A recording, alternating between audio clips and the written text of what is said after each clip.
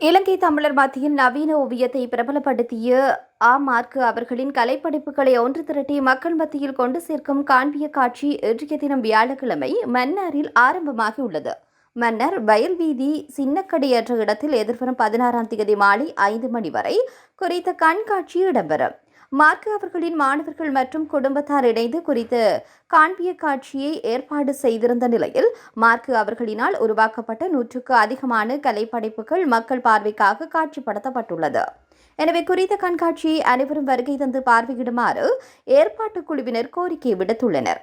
Mark 1933ஆம் ஆண்டு குருநகரில் பிறந்தார். புனித சம்பத்தரிசியார் கல்லூரியில் கல்வி கற்றார். சிறு வயதிலேயே ஓவியம் வரைவதில் சிற்பங்கள் செய்வதிலும் விருப்பம் கொண்டிருந்தார்.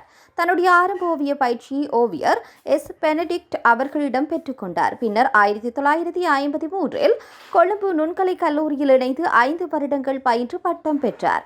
அங்கு அவரின் விரிவுரையாளராக இருந்த டேவிட் பெயிண்டர் இவரின் ஓவியங்களை பாராட்டியும் ஊக்கப்படுத்தியும் வந்தார். இவர் 1958 தொடக்கம் 1967 வரையான காலப்பகுதியில் யாழ்ப்பாண ஓவியர் MS கந்தையாவினால் உருவாக்கப்பட்ட விடுமுறை கால ஓவிய கழகத்தில் இணைந்து இளையவர்களுக்கு ஓவியத்தை கற்றுக் கொடுத்துள்ளார்.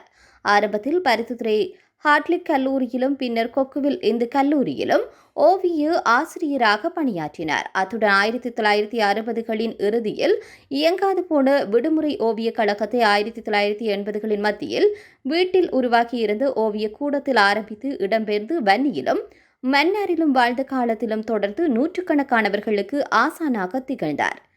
இவர்களில் பலர் இன்றும் உலகில் பல பாகங்களிலும் ஓவியர்களாக வாழ்ந்து கொண்டிருக்கின்றனர்.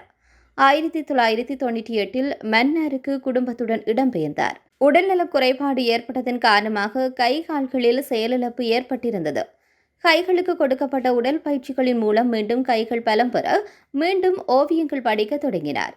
போர் நடைபெற்றுக் கொண்டிருந்ததனால் தொடர்புகளற்ற நிலையில் யாழ்ப்பாணத்தில் தன்னுடைய வீட்டில் இருந்த ஓவியங்கள் அனைத்தும் போரால் அழிந்திருக்கும் என்ற நினைப்பில் பழைய ஆக்கங்கள் பலவற்றை மீளவும் உருவாக்கினார். இறுதி வரை எப்போதும் போல் பத்திரிகை தாள்கள், சஞ்சிகைகள், பொருட்கள் வரும் மட்டைகள் என்பவற்றில் எண்ணெய், சுண்ணம், கரித்துண்டு, பேனைகள் என கிடைப்பவற்றை கொண்டு ஓவியங்களை படைத்துக் கொண்டே இருந்தார் என்பதும் குறிப்பிடத்தக்கது.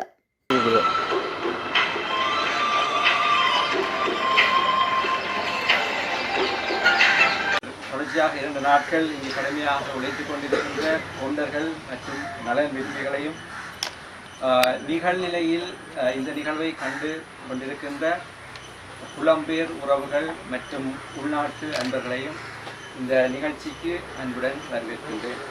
இன்னும் சில எனது வரலாற்றை பிரதிபலிக்கும், ஆனால் ஒவ்வொன்றும் ஏதோ ஒரு வகையில் மனதை ஆழமாக தொடும் தன்மை கொண்டுள்ளது. அமரர் திரு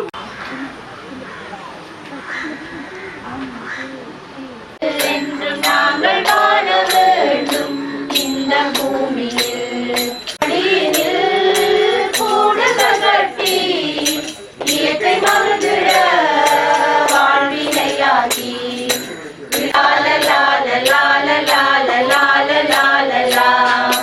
நாங்கள் வாழ வேண்டும் இந்த பூடைகளை எல்லாம் வெற்றி படிகளை மாற்றி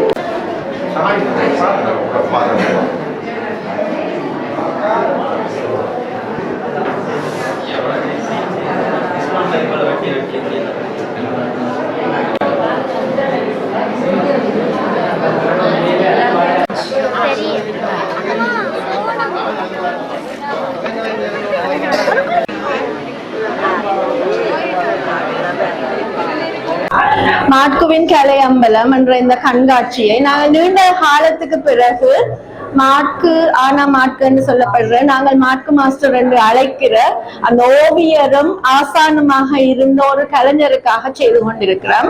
அவருடைய ஆயிரக்கணக்கான படைப்புகள் அவர் ஆக்கி கொண்டே இருந்திருக்கிறார். யுத்த காலத்துல தொடர்ச்சியாக கையில கிடைக்கக்கூடிய அனைத்து ஊடகங்களையும் கொண்டு அவர் படைப்புகள் ஆக்கி கொண்டிருந்திருக்கிறார். தன்னுடைய வாழ்க்கை காலத்தை அந்த காலத்துக்குரிய ஊடகங்களுக்கூடாக வெளிப்படுத்தி கொண்டே இருந்திருக்கிறார்.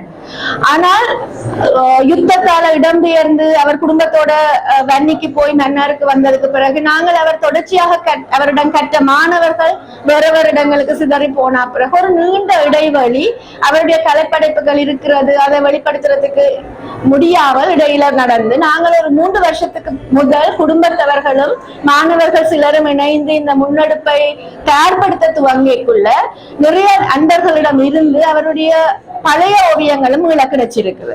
நாங்கள் முதல் நினைச்ச அவர் இடம்பெயர்ந்து வந்து அவருக்கு உடல் இயங்காம போனதுக்கு பிறகு வலது கையை இயங்க பண்ணி அந்த தான் இழந்த ஓவியங்களை நினைச்ச எல்லாத்தையும் அவர் மீள உருவாக்கி இருக்கிறார். அந்த 95க்கு பிறகு வரைஞ்சதெல்லாம் அவர் பழைய ஓவியங்களை நினைவுறுத்தி கீறினது.